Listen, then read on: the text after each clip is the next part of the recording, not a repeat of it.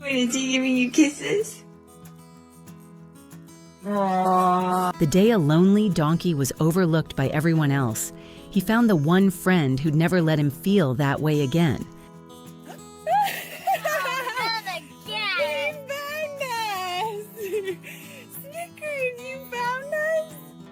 Good boy! When Snickers arrived at our farm, I thought we were just giving an unwanted donkey a place to live. I had no idea he was about to become my son's best friend. Is he following you? What are you guys gonna do? A family had reached out asking us to rehome him. He's sweet, they said, but he isn't getting the attention he deserves. That line stuck with me. Animals know when they're overlooked. So we said yes. The moment Snickers stepped off the trailer, he looked around like he'd already decided this was home. Not fear relief, like he could finally exhale. You never know how a new rescue will settle in. Some take weeks, some never fully trust again.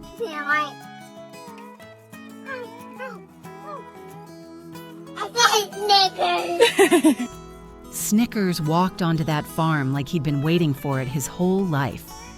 Not long after, he wandered up to the fence near our yard, where our 3-year-old son Gunnar was standing on the other side. Gunnar is the kind of kid who wants to carry every bucket, open every gate, and consider himself full-time farm staff before breakfast. Snickers, it turned out, thought that was the greatest thing he'd ever seen.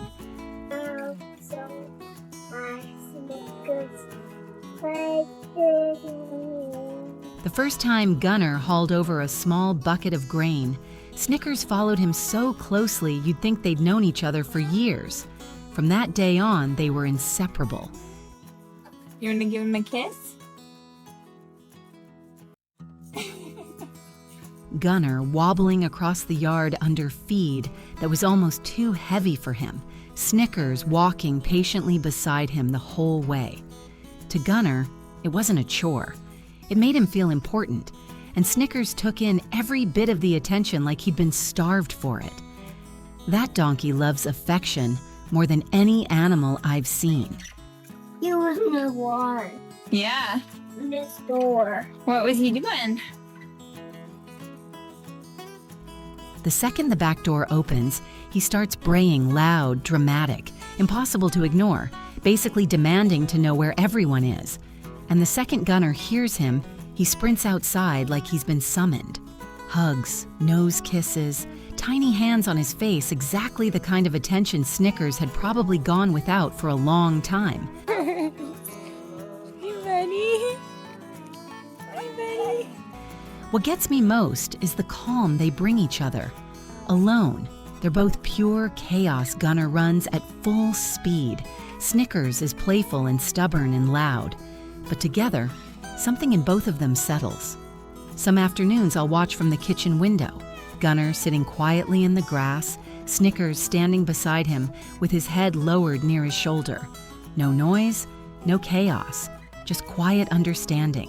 I really believe Snickers considers him part of his herd. He follows Gunnar everywhere. If Gunnar wanders, Snickers trails behind watching. If Gunnar stops, he stops. If Gunnar runs, he keeps pace. We should clean him. Should we clean him? Yeah, we should. Maybe what moves me most is realizing they each gave the other something they didn't know they needed. Snickers needed love and connection. Gunnar needed a gentle friend who made him feel capable and safe. He got exactly that. People talk a lot about rescuing animals. Sometimes it's the animals doing the rescuing, slowing us down, softening us, reminding us that the purest kind of love is usually the simplest. Now, when people visit the sanctuary, one of the first things they notice is a barefoot little boy hauling a bucket, with one loyal donkey trailing behind him like a shadow. Best friends, the honest and uncomplicated kind. And every day they're proof that love doesn't have to be loud to change a life. Sometimes it's just walking quietly beside someone so they never feel alone again.